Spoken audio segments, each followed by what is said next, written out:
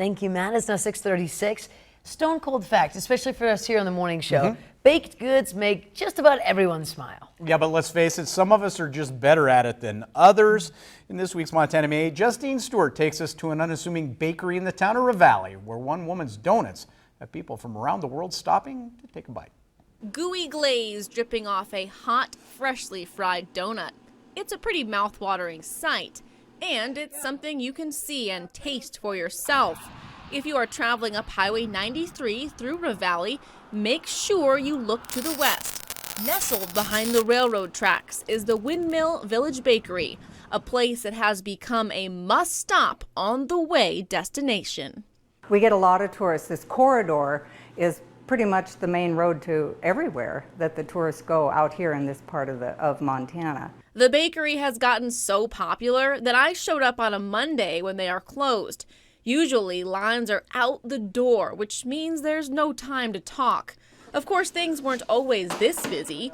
When they finished building the bakery in 2005, they started off small. When I first opened the doors, I did all of my baking in 2 toaster ovens.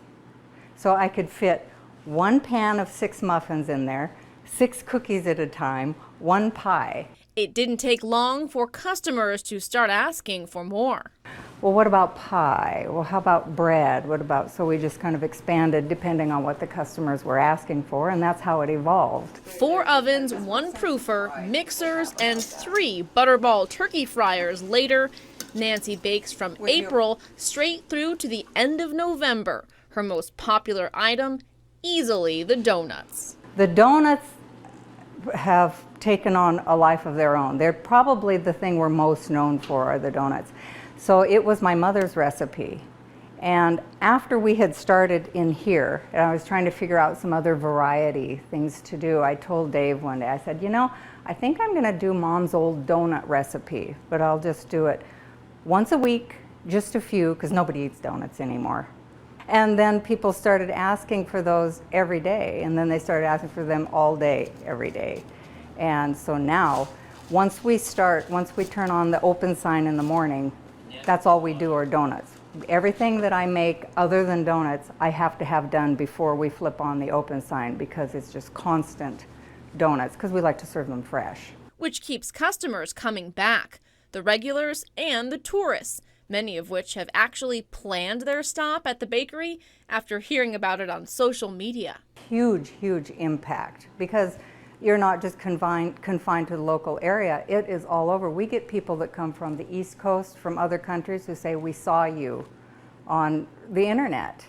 And so when we decided to make this trip through here, you were on our list. One thing's for sure, they won't leave disappointed. You know, it's easy to get a little blue and down, and maybe a little feeling like humanity is losing some of its kindness or, you know, politeness and all of that.